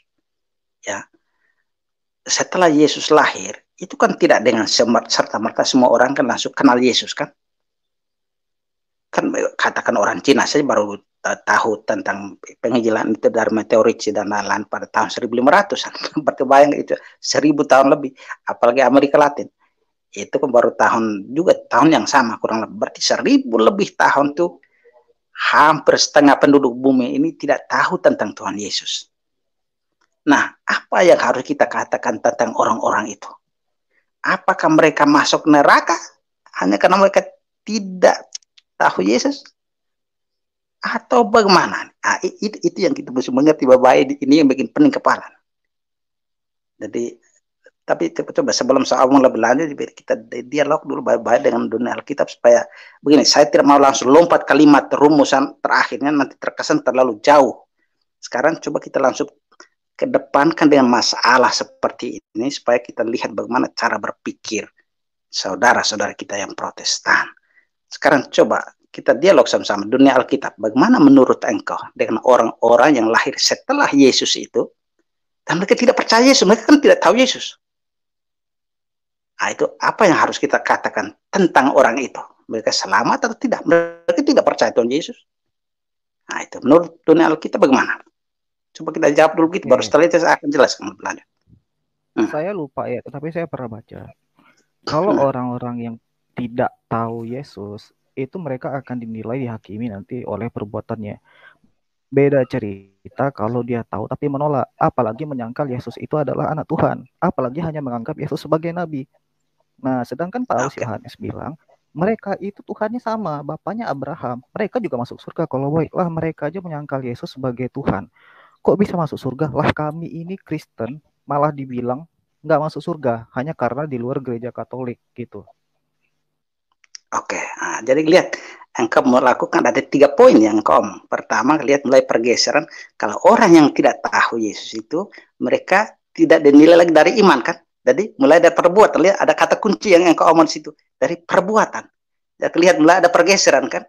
Itu persis itu sudah bergeser dari prinsip 3 sola dari Protestan itu. Itu kan sola fide, sola gratia, dan sola. Itu berlaku hanya bagi orang Kristen. Orang yang nggak Kristen mana ngerti. Kita ke Amazon mana ngerti deh sola fide, sola scriptura. Nggak ngerti dia. Persis itu tadi. Jadi kita lihat itu menjadi prinsip Alkitab itu kan berarti kau mengerti sekarang. Berarti hanya aplikasinya kepada orang Kristen kan. Orang yang mengerti tentang Alkitab kan. Orang yang tidak mengerti Alkitab berarti kita tidak bisa serta-merta dengan mudahnya menggunakan prinsip Alkitab sola fide kan. Betul begitu? Saudara Dunia? Ya, tapi kalau orang menyangkal Yesus itu beda cerita. Iya, saya mengerti saudaraku. Lihat, saya akan kasih bimbing pelan-pelan. Satu, mengerti dulu. Mengerti baru kalau dia menyangkal itu langsung. Jadi pertama lihat, prinsip Alkitab itu hanya berlaku bagi orang-orang yang mengenal Alkitab itu. Jadi kalau orang yang tidak mengenal Alkitab itu, yang tidak tahu itu, lihat ini soal pemahaman, maka kita tidak bisa gunakan prinsip tentang tentang itu tadi soal Alkitab itu, soal Scriptura itu. Dan lihat kita mulai bergeser kan, nanti baru soal penyangkalan itu kedua, tapi yang jelas prinsipnya itu tidak bisa sekolah Scriptura. Lihat cara berpikirnya kita mulai bergeser. Betulkah yang analisa saya ini? Ya harus sola Scriptura dong. Tapi bagaimana dengan orang yang tidak mengenal Alkitab? Tapi kalau kita mengenal Alkitab, kita mengenal Tuhan Yesus, ya hanya oleh Alkitab lah. Jadi oleh siapa? Ya. Oleh Paus. Ya, sabar. Tenang, saudara. Jadi lihat, engkau pakai kata kecuali tadi. Kecuali dia tidak kenal. Tapi kata kecuali itu faktanya ada. Ada banyak orang sebelum tahun 1500, apalagi kita di Indonesia, sebelum itu banyak yang tidak tahu Alkitab. Jadi pengecualian engkau itu bukan sesuatu yang hipotesa, tapi faktual, sesuatu yang benar-benar ada. Jadi banyak yang tidak tahu. Jadi prinsip yang ditulis di Alkitab itu harus dipahami secara konteksnya. Jadi konteks orang yang tahu, betul kan? Dan orang yang tidak tahu, dan ternyata betul ada orang yang tidak tahu 1500 tahun lebih, orang itu tidak bisa kita gunakan prinsip yang bilang sola scriptura, sola fide itu. Betul kan begitu, saudaraku? Betul? Sepakat. Saya kurang dengar macam betul. Jaringan ya. Betul ya. Ya, lihat, oke. Lihat. Jadi lihat ini mulai fondasinya itu di situ kamu lihat. Jadi prinsip itu, jadi saudara-saudaraku, saya senang seperti ini. Kita omong ini, saya tidak sedang mempromosi Katolik. Nah, kita ini omong tentang Tuhan Allah nih pakai akal sehat. Jadi prinsipnya tidak tahu. Lihat sebelum kita omong lebih lanjut, kita mulai cukup 1 poin dulu. Jadi barang siapa yang ini saya baca lagi yang di gereja Katolik tadi itu, maka dari itu andai kata ada orang yang benar-benar tahu, dengan ini berarti ada yang tidak tahu. Jadi yang benar-benar tahu itu orang yang Alkitab itu, yang benar-benar tahu itu. Jadi kalau tidak masuk itu celaka. Tapi itu kan bisa pakai andai yang sebaliknya. Kalau benar-benar dia tidak tahu dan ternyata ada banyak yang tidak tahu, berarti dia bisa diselamatkan. Jadi lihat, fondasi pertama itu kita sudah kasih goyang itu. Jadi prinsip Protestan tentang sola scriptura, sola fide itu perlu dipahami dengan baik supaya jangan sampai nanti tidak realistis dan tidak masuk akal, karena fakta itu tidak sesuai dengan fakta di lapangan. Lihat, yang pertama kita harus tahu. Faktanya banyak orang yang tidak tahu. Berarti mereka itu kita gunakan prinsip yang lain. Jadi bukan lagi prinsip yang penting mereka percaya Tuhan. Bukan. Kalaupun percaya Tuhan, Itu kita mesti rumuskan kira-kira model Tuhan, model Yesus yang mereka pahami itu yang bagaimana. Itu makanya pergulatan dari Katoliknya begitu. Jadi kepada saudara-saudara kita yang tidak kenal Alkitab itu, yang dilahirkan setelah Yesus datang itu, mereka tidak kenal Alkitab, apakah yang harus kita katakan tentang mereka? Bagaimana mereka diselamatkan? Lihat cara berpikir sebagian orang, misalnya dari Calvin. Mereka dengan mudah mengatakan, orang-orang itu memang ditentukan oleh Tuhan untuk masuk neraka. Saya tidak tahu apakah engkau sepakat yang seperti itu, saudaraku? Saya tanya dulu. Saya tidak sepakat dengan Calvin. Oke, nah lihat, kamu sama-sama Protestan, baku tidak sepakat kan? Seperti itu. Lihat, tapi ya sudah, saya tidak mau mengatakan bahwa makanya saya bilang, Pak, saya itu nggak percaya dalam Protestan Katolik. Saya itu Kristen, itu hanya organisasi aja. Karena kita kan harus terdaftar di gereja mana, gitu. Oke, beres saudaraku. Bahkan engkau pakai prinsip itu, saya bisa kasih, bukan menggoyah, goyah juga tidak enak, nanti terkesannya macam saya melawan engkau. Tapi saya bisa tunjukkan bahwa prinsipmu itu, yang penting Kristen tidak perlu organisasinya. Saya bisa koreksi cara berpikirmu itu. Tapi kita pelan-pelan dulu, ya. Kita pelan-pelan bahwa pertama lihat prinsip Protestan bahwa yang penting iman kepada Yesus itu, dan yang penting tahu Alkitab itu, prinsipnya Alkitab, itu perlu dikoreksi. Itu tidak cocok kita terapkan secara buta saja ketika berhadapan dengan orang yang tidak tahu. Berarti salah satu poinnya sudah tidak cocok, ya, cara berpikir Protestan. Cara berpikir Katolik lah yang lebih masuk akal. Bahwa orang yang tidak tahu Alkitab, mereka bisa diselamatkan. Bagaimana mereka selamatkan, itu poin yang berbeda. Saya bisa jelaskan, ya. Jadi yang pertama poin bahwa soal tadi yang kau bilang, satu-satunya jalan keselamatan ke surga itu adalah Yesus. Tapi pemahaman Yesus seperti yang kita pahami itu hanya berlaku bagi orang yang kenal Alkitab, bukan bagi orang yang tidak kenal Alkitab. Dan orang itu bukan penganeh, tapi faktual. Jadi pernyataan awal engkau tadi itu saya kira engkau mengerti kira-kira bagaimana dengan penjelasan saya ini. Engkau bisa terima, berarti harus ada kualifikasi. Kan, saya mau memastikan dulu nih Pak. Menurut Pak Jack, berarti mereka itu nggak kenal Alkitab. Oh tentu saja, mereka tentu tidak kenal tuh. Kenapa Paus bilang Tuhan mereka sama dengan Tuhan kita? Kan malah makin nggak kenal kan? Malah makin tersesat jadinya. Oke, beres. Saya bisa jelaskan poin itu, tapi yang jelasnya kita selesaikan dulu prinsip yang pertama. Yang itu poin berbeda. Saya bisa jelaskan saudaraku, tapi yang pertama dulu Alkitab oneness sesat ini kacau. Iya, tenang saudaraku. Saya bisa sejujurnya saya tidak sedang melawan engkau, merendahkan itu sama sekali tidak. Saya bisa jelaskan, termasuk yang engkau bilang begitu. Nanti saya jelaskan itu Lumen Gentium 16. Termasuk kata-kata yang saya tidak tahu apakah engkau mengerti kalau sebentar saya katakan epistemologi, ontologi. Engkau mengerti kalau kata-kata itu? Wah, itu terlalu tinggi Pak, saya masih belajar. Justru itu tadi, makanya saya mau mengantar engkau perlahan-lahan. Kalau saya langsung omong itu nanti engkau langsung baca, wah Pak itu tidak ada. Makanya saya tunjukkan kepadamu bahwa prinsip dasar yang engkau katakan bahwa hanya yang percaya kepada Yesus yang masuk ke surga. Tapi kata-kata seperti itu perlu ada penjelasan lebih lanjut. Jadi tidak seperti yang kita pahami itu bahwa Yesus seperti yang kita kenal di Alkitab itu yang menjadi parameter orang akan selamat. Karena apa? Karena faktanya banyak orang yang tidak kenal Yesus.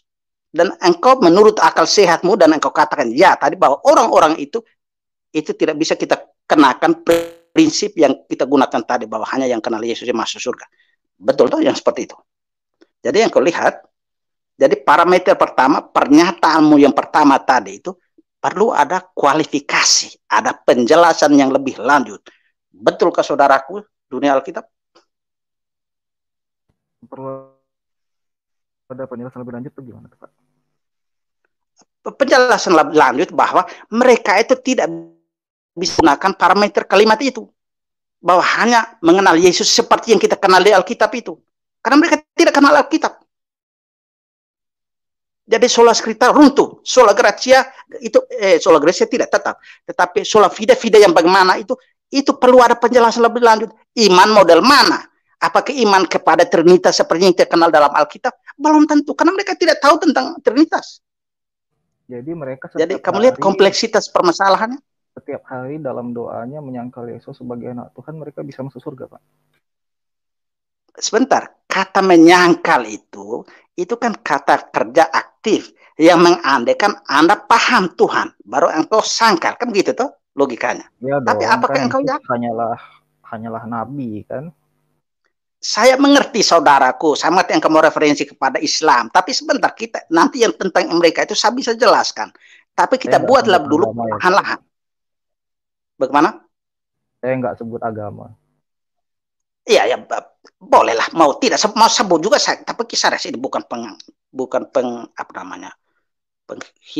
Ini saya kira itu masih fair saja toh. Mereka itu kan mereka tidak menyangka, tidak menerima Yesus sebagai Allah. Jadi ini bukan penghinaan, ini kita omong yang fair. Yang ini kita dialog secara akal sehat saja ini.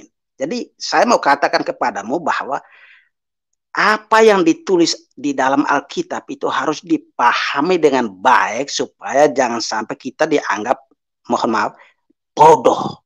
Karena tidak tahu menerapkan prinsip Alkitab di dalam dunia nyata. Itu orang yang fundamentalis, yang bahkan naif kalau saya mau kasar. Tapi saya tidak mengatakan kepadamu, saudaraku. Jadi lihat, prinsip tadi bahwa kita harus beriman, kata iman itu perlu diberi penjelasan panjang lebar. Iman kepada Yesus, kata Yesus itu, siapa Yesus itu juga perlu diberi penjelasan panjang lebar. Karena apa? Karena faktanya ada orang yang tidak tahu Tuhan Yesus, tidak tahu Trinitas, dan imannya itu tidak seperti yang kita imani. Jadi sejak tahun setelah Yesus naik ke surga sampai tahun 1500-an orang Cina tidak tahu tentang itu. Jadi kita lihat kalimat bahwa Yesus satu-satunya jalan kebenaran dan hidup dan hanya yang percaya kepadanya bisa selamat. Itu perlu penjelasan panjang lebar. Apakah engkau sepakat yang seperti itu, seperti yang saya jelaskan tadi? Bagian mana, Pak? Sorry, Pak. Oke, saya jelaskan lagi. Intinya begini. Kita kan percaya bahwa hanya yang percaya kepada Yesus akan selamat. Itu kalimat intinya. Seperti betul? Oke. Nah, sekarang selama 1500 tahun orang Cina tidak kenal Yesus. Karena itu mereka itu bagaimana? Selamat atau masuk nerakanya? Mereka tidak kenal ini. Tidak kenal, tapi kan mereka tidak menyangkal karena mereka memang nggak kenal. Jadi mereka akan dinilai dengan perbuatannya. Oke, ya itu tadi. Jadi lihat, yang pertama, kita tidak bisa menggunakan kalimat itu kepada mereka. Kalimat bahwa mereka kenal. Jadi mereka tidak kenal Tuhan Yesus. Jadi kita kalimat itu hanya dikenakan kepada orang-orang yang tahu Tuhan Yesus. Jadi barang siapa tahu Tuhan Yesus, lalu dia menyangkal, itu sudah tidak selamat. Tapi kalau dia tahu dan dia laksanakan kehendak Yesus, baru dia selamat. Kan begitu. Jadi parameternya mesti kenal Yesus. Tapi ada orang Cina yang tidak kenal. Jadi mereka itu bisa selamat. Bagaimana? Bisa? Ya, kalau tidak kenal mereka, kalau baik mereka selamat. Jadi lihat. Jadi kalau baik. Jadi prinsip Protestan tidak ada perbuatan, yang penting iman. Itu juga tidak pas. Tadi engkau bahkan bilang yang penting mereka buat baik, tindakan, perbuat. Iman itu kan maksudnya bagi mereka yang mengenal Kristus. Itu jadi lihat. Jadi iman itu dilihat. Iman itu hanya berlaku untuk orang yang mengenal Kristus kan? Betul. Lihat. Jadi lihat ada penjelasan panjang lebar kalimat itu, yang kalimat yang nampaknya sederhana itu perlu penjelasan panjang lebar ketika kita berhadapan dengan fakta di lapangan bahwa banyak orang yang tidak kenal Tuhan Yesus. Jadi kita tidak bisa dengan serampangan mengatakan kamu yang tidak percaya Tuhan Yesus itu masuk neraka. Pertanyaan, apa kamu yakin dia itu kenal betul tentang Tuhan Yesus? Kan begitu logikanya. Tapi betul, dia saudaraku? Tahu kan tentang Tuhan Yesus. Nah, kenapa dia tidak mau mengenal? Bagaimana Anda tahu bahwa dia tahu? Ya dong, dia menyangkal Yesus sebagai Tuhan, berarti dia tahu. Maksudnya misalnya yang saya omong tadi, misalnya yang 1500 tahun itu bagaimana engkau di Cina itu mereka belum kenal? Ya, itu kalau di Cina mereka nggak tahu. Itu tadi. Nggak usah kau omong langsung, nggak usah kasih mute. Ini dialog persaudaraan yang bagus sekali menurut saya. Saya tidak sedang mau berdebat denganmu. Bagus kau kasih supaya jangan tersendat-sendat, saudaraku, dunia Alkitab. Kalau bisa engkau kasih. Saya lagi di kantor, Pak, jadi takut masuk suara-suara. Oh, enggak, suaranya bernih kok, enggak terganggu. Buka aja, mungkin nanti kalau bos saya lagi ngomong apa gitu masuk nanti. Oh, begitu. Oh ya, dah yang tahu kamu sendirilah. Oke, lanjut, Paman, lanjut. Itu begini, saya tuh sangat bersemangat untuk dialog dengan dirimu, tapi saya sendiri juga sebenarnya kekurangan jam, saya hanya punya sekitar 10 menit. Gini, saya hanya ngomong Senin juga nggak apa-apa, Senin. Ya, intinya begini, saudaraku. Saya hanya mau katakan kepadamu bahwa Katolik itu berusaha untuk melihat Alkitab dengan mata terbuka, tapi juga melihat dunia ini dengan mata yang terbuka juga. Jadi jangan lihat Alkitabnya mata terbuka, lihat dunia mata tertutup. No, buka dua-duanya. Jadi lihat fakta di lapangan seperti itu. Nah, karena waktunya singkat, saya hanya berikan penjelasan singkat saja. Kalau engkau mau masih bisa datang lagi nanti besok lusa kalau saya ada waktu, saya bisa jelaskan kepadamu. Mau dari sisi mana saja, terutama dari segi teologi dan filsafat, saya sangat siap. Ya. Boleh Pak, jadi jam berapa Pak kira-kira? Itu tadi cilakanya, saya juga tidak punya waktu yang fix, saya juga sedang sibuk itu yang saya juga shift saya ini kadang nggak jelas juga di shift pagi. Itu tadi, makanya saya juga serba salah, saya juga kesal. Nanti, tapi tidak apa-apa, ini kan bukan yang penting engkau sengaja. Saya langsung terapkan prinsip Katolik ini. Jadi kalau engkau tidak sengaja, saya juga tidak sengaja. Buatlah semampumu, Lumen Gentium 16, engkau bisa diselamatkan. Yang penting hatimu baik, firman Tuhan, pengaruh rahmat Tuhan, dan engkau berbuat baik, engkau bisa selamat. Tapi yang jelas saya kasih tahu kepadamu. Lihat prinsip dasar Alkitab tadi, ketika saya bentangkan di depan matamu fakta bahwa banyak orang yang setelah kebangkitan Tuhan ini, banyak orang juga yang tidak kenal Tuhan Yesus, maka kalimat di dalam Alkitab tentang Yesus sebagai satu-satunya jalan kebenaran dan hidup, dan hanya yang percaya kepadanya bisa selamat, itu perlu ada qualification, ada penjelasan panjang lebar. Nah, itu jadi itu prinsip, hanya iman itu hanya untuk orang yang tahu Alkitab. Jadi engkau bahkan sudah tambahkan langsung tentang perbuatan tadi. Ada niat baik, perbuatan baik. Kalimat seperti itu kan biasanya sangat sensitif oleh saudara-saudara yang Protestan. Apa tuh? Itu sangat Katolik. Jadi kalian akal sehatmu bahkan membenarkan Katolik itu dari dialog begini. Jadi kalian ini engkau dalam batal itu sudah setengah kaki di Katolik kalau omong kasar. Iya, makanya saya bilang Pak, saya itu doktrinnya bukan Protestan, bukan Katolik. Saya itu Kristen itu aja. Iya, saya mengerti. Makanya saya tertarik untuk dialog dengan dirimu ini karena saya lihat ini oke. Nanti saya kasih omong yang sederhana, beberapa poin penting saja. Jadi nanti kalau engkau omong tentang Paulus, Yohanes Paulus kedua, apa hal yang sama, saya jelaskan secara singkat begini. Dalam Lumen Gentium nomor 16 itu dikatakan bahwa kami percaya, kami menerima apa yang dikatakan oleh Islam, bahwa mereka percaya Allah pencipta, Allah yang maha rahim, yang akan menghakimi orang hidup dan mati, dan seterusnya. Ada beberapa pun itu, kami menerima itu. Bahwa mereka yang mengatakan ya, menghubungkan iman mereka dengan Abraham. Bukan kami yang mengatakan, itu orang Islam yang bilang. Mereka mengatakan itu, terserah mereka tuh mau ngomong apa. Tapi intinya, itu mereka yang mengatakan. Dan kami terima hanya itu, beberapa poin itu. Lalu kemudian lihat Lumen Gentium nomor 16 pada bagian akhir, nanti kalau mau terus nanti Damai Kasih Channel bisa kasih baca bahwa sering manusia itu ditipu oleh setan sehingga membiarkan diri dikibuli dan macam-macam itu, sehingga pemahaman itu distorsi sehingga perlu adanya penginjilan. Jadi 2 poin di sini yang saya ingin garis bawahi. Yang pertama, dari segi ontologi, itu namanya filsafat metafisika, bahwa yang namanya Allah itu hanya satu saja, yang menciptakan alam semesta ini, yang menciptakan orang Katolik, Protestan, Hindu, Buddha, Konghucu, orang ateis, tikus, cacing, dan macam-macam itu. Hanya ada satu Tuhan saja. Tidak ada banyak Tuhan. Kalau banyak Tuhan sudah politeisme. Dan saya kira kita semua tidak sepakat yang itu. Kita percaya hanya satu Tuhan saja yang menciptakan itu. Jadi yang menciptakan orang Islam juga Tuhan yang sama. Menciptakan saya dan Anda juga Tuhan yang sama. Jadi yang samanya itu Tuhan sebagai Tuhan itu. Tuhan ontologis kalau sama pakai bahasa filsafat. Sementara pemahaman tentang Tuhan itu yang beda. Itu yang namanya epistemologi. Itu pemahaman, proses pengenalan akan Tuhan yang berbeda-beda. Kita yang Kristiani, kami yang Katolik percaya bahwa hanya di dalam kekristenanlah yang pemahaman tentang Tuhan itu yang benar. Sementara saudara-saudara kita yang lain tidak. Bahkan ada pendistorsiran, pereduksian terhadap pemahaman Tuhan sebagaimana diwahyukan di dalam Alkitab Perjanjian Lama dan Perjanjian Baru. Sehingga Yohanes Paulus II dalam bukunya The Threshold of Hope, dia katakan yang seperti sudah saya katakan. Ketika membaca tentang Al-Quran, kita melihat ada pereduksian tentang pewahyuan ilahi dan juga bending away,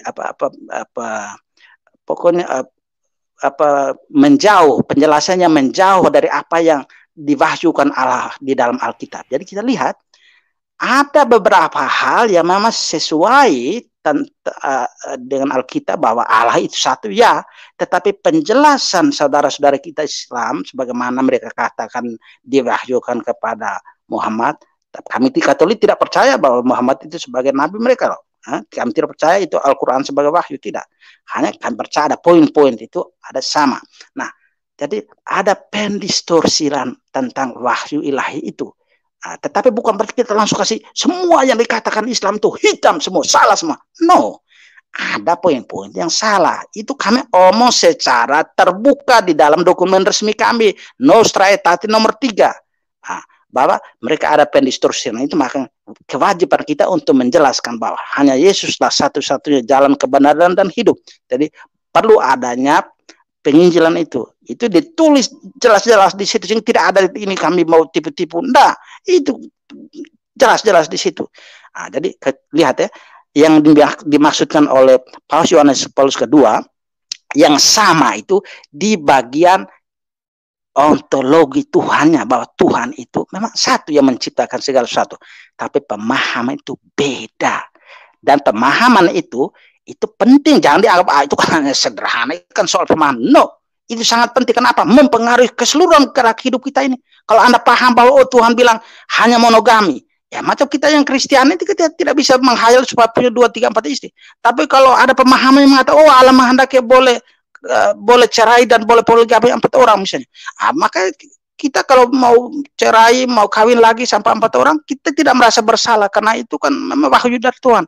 Jadi kita lihat, jangan menganggap remeh soal pemahaman. Jadi karena pemahaman itu merupakan awal daripada tindakan kita. Jadi kalau pemahaman yang keliru akan memungkinkan kita untuk berbuat yang keliru juga. Seperti itu. Jadi Anda, saudaraku, jangan berpikir, oh ini Paus ini apa nih ngomong bilang sama semua.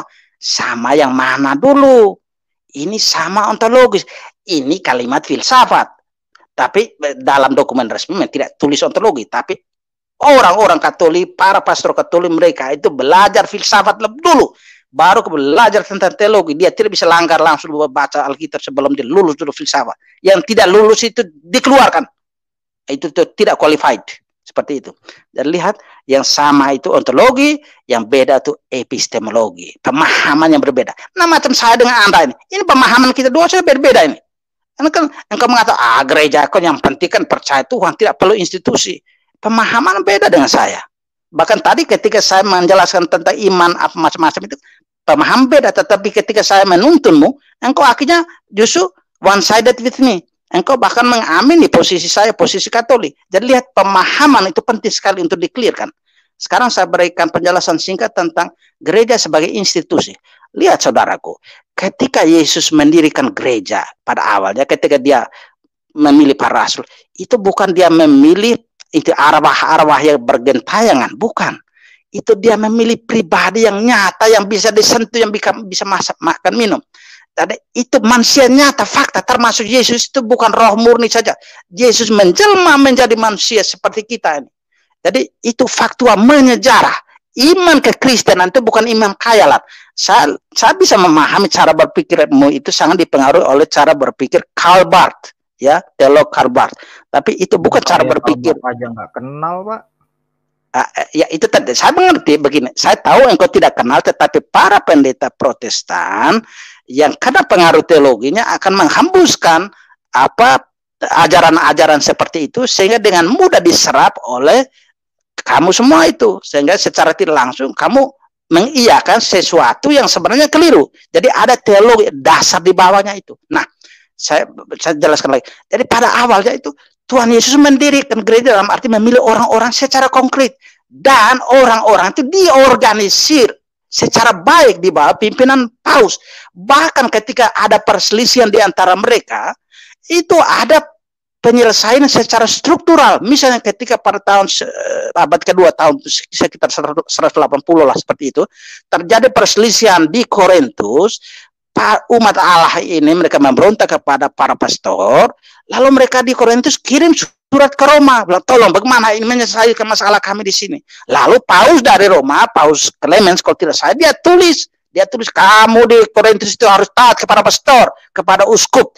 Ini saya berbicara atas nama Roh Kudus. Nah, padahal pada waktu itu Rasul Yohanes masih hidup. Dia tinggal di mana pokoknya lebih dekat dengan Korintus lah. Nah, jadi ada Smyrna, ya di Smyrna. Yang seperti itu tidak perlu saya semua orang Katolik, apalagi yang terpelajar itu, mereka tahu tentang itu. Jadi pada awal-awal kekristenan itu ada sistem organisasi yang sempurna, sangat regulatif, yang sangat sistematis. Jadi pemikiran bahwa yang penting kita percaya Tuhan Yesus saja, tidak perlu ada organisasi apa macam-macam. Itu cara berpikir yang sangat modern. Itu ciptaan kekristenan modern, bukan ciptaan kekristenan yang didirikan Tuhan Yesus. Yesus mendirikan gereja yang lain sama sekali. Lalu zaman modern ini banyak orang yang disebut Kristen menciptakan kekristenan versi mereka sendiri, lalu menyebut-nyebut nama Yesus. Bukan berarti semuanya salah, hanya ada hal-hal yang sebenarnya tidak sesuai dengan yang didirikan Yesus, sebagaimana kita ketahui dari sejarah tentang kekristenan awal. Semuanya bilang kembali ke Alkitab, tapi kalau kita lihat dari sejarahnya tidak seperti yang Anda klaimkan itu. Jadi saya omong hanya singkat saja saudaraku, nanti lain waktu baru saya bisa jelaskan panjang lebar kalau Tuhan berkenan. Demikian dulu saudaraku. Kalau ada kata yang salah, mohon dimaafkan. Saya tidak punya waktu lagi. Saya langsung pamit. Terima kasih untuk saudara semua. Dunia Alkitab, Tuhan memberkati. Ya, terima kasih Pak Manjek. Pak Manjek. Tadi ada penjelasan ya. Sebetulnya saya ingin bertanya nih sama dunia Alkitab. Anda tidak berbicara Protestan, Anda tidak berbicara Katolik. Akhirnya saya mau bertanya bingung. Karena saya ingin berbicara berkaitan katekis gereja Anda.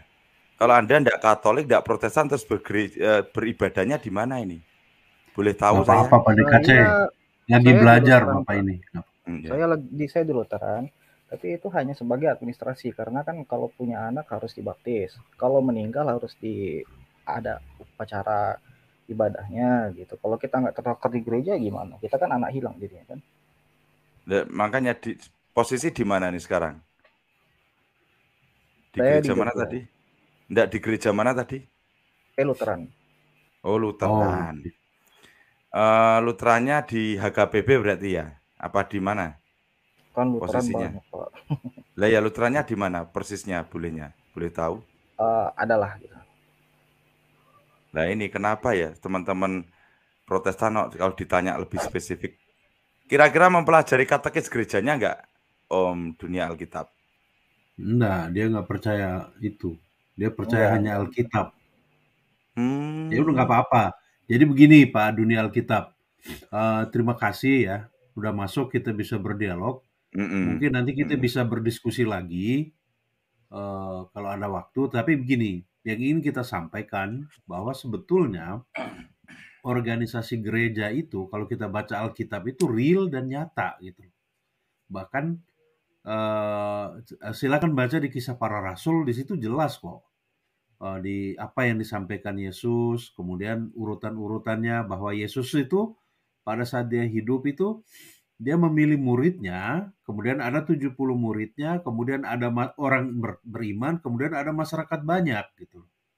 Dan dia memang membuat institusi ini gitu. Dan ini berkembang jalan gitu. Memang tidak secara eksplisit itu ditulis bahwa ada pemerintahan gerejawi gitu. Tetapi kalau kita mengikuti bacaan ini, kemudian kita mengikuti pesan-pesan yang contoh misalnya ketika Rasul Paulus berpesan kepada Timoteus, dia mengatakan bahwa apa yang kamu terima daripadaku, percayakanlah itu kepada orang-orang yang dipercayai. Itu artinya sebetulnya dia ingin mengatakan bahwa orang-orang itu memang dipilih, tidak kepada semua orang gitu. Jadi memang ada orang-orang yang disiapkan.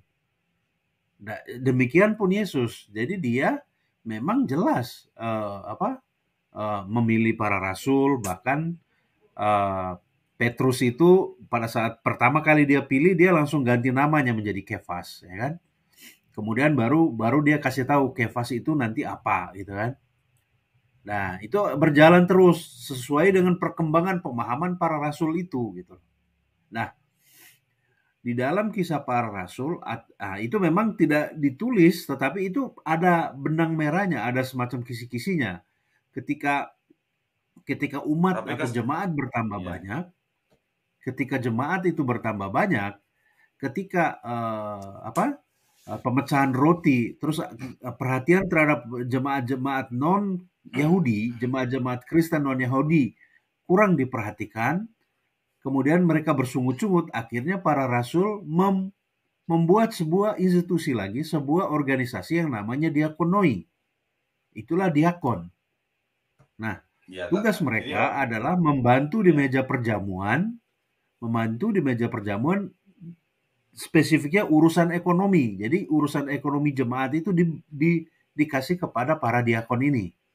Kemudian dalam perjalanannya, para jemaat ini jumlahnya terus bertambah melampaui wilayah-wilayah yang luas. Nah, untuk melakukan pemecahan roti, perjamuan, mereka membutuhkan imam-imam.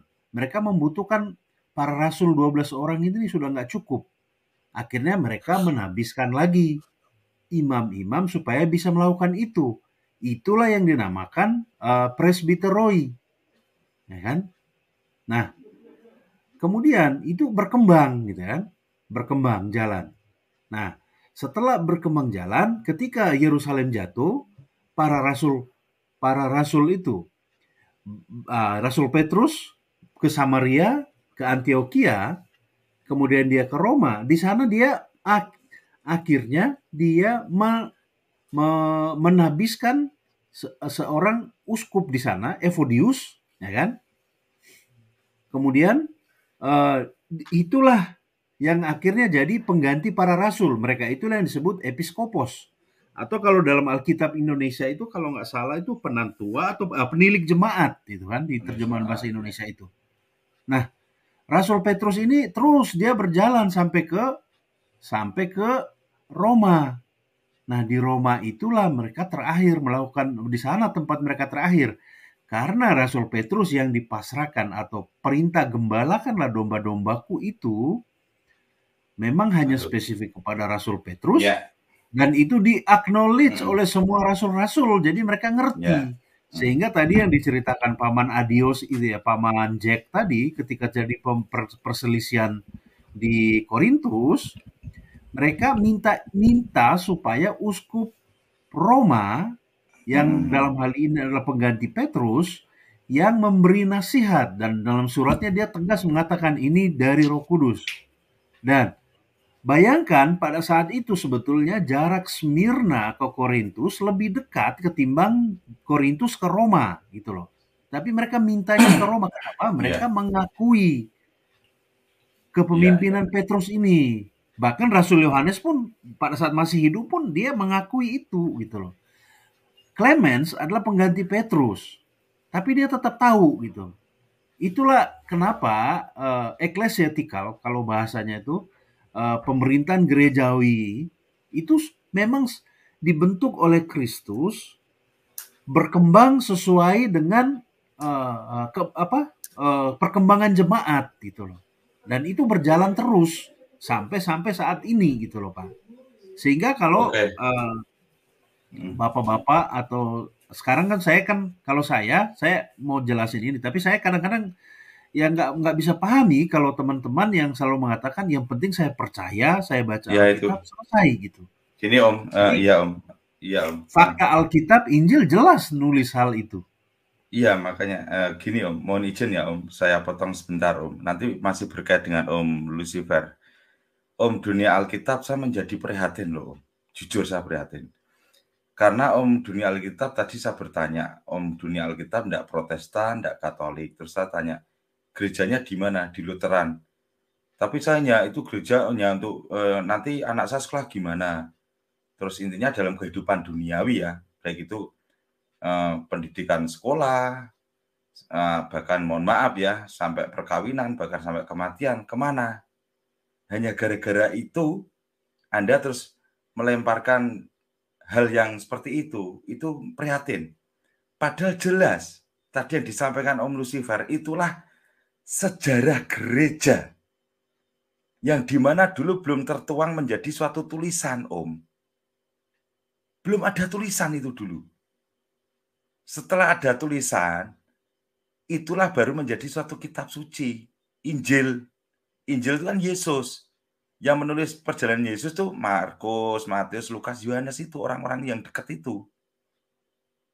Dan di sini kalau sampai sejarah hal ini, Om dunia Alkitab tidak tahu. Ya kita mau bicara sampai kapanpun nggak nyambung. Contoh misal Om dunia Alkitab tinggal di Indonesia. Begitu Om Alkitab ditanya oleh si A, negara Indonesia itu gimana sih sejarahnya? Pokoknya saya nggak tahu sejarah, pokoknya saya hidup di Indonesia. Lah konyol tau Om? Konyol itu Om. Om dunia Alkitab keluarganya gimana? Saya nggak tahu keluarga saya, pokoknya saya lahir dari bapak ibu saya ini. Lah kakek neneknya saya nggak tahu. Lah konyol tau Om? Itu konyol Om. Padahal dunia kekristenan itu sudah dijelaskan Om Lucifer tadi. Kalau Anda sampai tidak tahu sejarah, itu ibaratnya gacok perutol Om nek basa Jawa nek Om gelundung. Kalau kayak gitu nggak pas, Pak. Kalau Indonesia nggak itu pas. Mau kita di Jogja, mau kita di Jakarta, mau kita di Papua, presidennya sama Jokowi. Sama. Lah ya makanya saya mau tanya, mau sejarah Kristen, Indonesia mau Katolik, mau Ortodoks. Enggak, sebentar. Sama. Jenengan tahu sejarah Indonesia enggak kan gitu? Kalau Anda sebagai orang Indonesia ditanya sejarah, kira-kira tahu enggak bagaimana ya, menjadi suatu kemerdekaan NKRI? Yesus, Pak, bukan lewat sejarah. Enggak, ini ilustrasi. Saya berbicara ilustrasi aja jangan bingung kok. Saya hanya ilustrasi saja, perumpamaan ini perumpamaan. Pak DKC, nggak apa-apa. Memang Pak Dunia Alkitab memang tadi kan dia lagi mau belajar ya nggak apa-apa. Sambil jalan aja Pak. Mungkin ada yang lain gitu mau naik lagi gitu. Ya. Ini begini. Oke ya, Om Dunia Alkitab. Mohon izin. Terima kasih kita banyak waktu, ya. Terima kasih banyak. Kita udah gabung ya Om Dunia Alkitab ya. Nanti gabung lagi ya Om ya. Oke, terima kasih ya. Oke, Om. Ya, kasih Om. Selamat malam. Shalom. Berkat dalam. Ya, oke. Protestan ya. Ya biasalah. Kalau kita bertanya spesifik, ya pokoknya itu Lutheran, Protestan, tapi nggak mau spesifik. Ya seperti itu. Dimaklumi. Oke, ini teman-teman juga tadi sudah pada kecapean juga ya. Tapi tetap semangat kok kita. Teman-teman juga tadi sudah pada kecapean juga ya. Tapi tetap semangat kok kita. Mungkin Om Lucifer ingin memberikan suatu gong, Om. Silakan, Om. Silakan, Om. Mic-nya, Om. Memang kita perlu juga untuk merespon atau menerima model kayak Pak Dunia Alkitab tadi. Jadi yang penting dia masuk dengan kondisi sopan dan mau bertanya dan kita menjawab atau berdialog gitu. Kita bukan berdebat gitu loh. Dan tidak memaksakan pandangannya gitu. Jadi kita ingin menyampaikan ini loh Katolik itu seperti ini gitu. Jika pemahamanmu berbeda, ya udah itu pandangan Katolik gitu ya kan. Karena ini memang room pengajaran Katolik. Jangan dirasakan bahwa room ini untuk mengkatolikan orang gitu ya, enggak lah. Betul, setuju ya? Nih, aku setuju banget. Sip. Kami hanya mengabarkan Injil. Selanjutnya biar Tuhan yang bekerja, ya. Itu. Jadi kami tidak mencari apa ya istilahnya tuh. Mungkin begitu Pak DKC. Oke. Jadi kita juga, makanya tadi saya sudah jelaskan dia bahwa gereja yang Tuhan Yesus dirikan itu adalah sesuatu yang real, sesuatu yang nyata, bukan gereja yang hanya dalam pikiran atau hanya dalam angan-angan atau fiksi. Tetapi adalah sesuatu organisasi yang real, di mana pertumbuhan organisasinya itu berkembang, bertumbuh sesuai dengan pemahaman dan kemampuan para rasul itu sendiri dipimpin oleh Roh Kudus gitu. Sehingga organisasi itu jadi mapan seperti yang kita lihat seperti saat ini gitu loh. Nah, di mana buktinya? Silakan dibaca di Kisah Para Rasul, di Injil. Nah, di situ tertulis. Bahkan selalu dikatakan, bahkan Yesus sendiri berpesan, mereka yang mendengar kamu itu mendengar saya gitu loh. Itu jelas pesan Yesus di dalam Lukas berapa itu? Di dalam Lukas, sebentar, aduh saya udah malam agak lupa ayatnya. Ya, disuruh Gong malah cari ayat atau sampean aneh-aneh juga kok. Gong ya Gong ya. Gong ya Gong kan sing aneh-aneh itu. Ya udah Gong aja. Dikasih Gong aja malah cari-cari. Yo. Wes iku gongnya. Gongnya itu ya. Gongnya di barang situ, siapa ya. Oh gini dalam Lukas 10:16 itu kan singkatnya he who hear you hear me. Jadi itulah siapa kamu, itu adalah para rasul. Yesus berpesan kepada para rasul, he who hear you hear me. Me itu adalah Yesus. Jadi silakan baca Lukas 10:16 kalau Anda nggak percaya bahwa gereja institusi itu ada gitu, bahwa imam, pastor, uskup itu ada sesuatu yang real dan itu ada pesannya di dalam Injil. Demikian Pak DKC. Oke.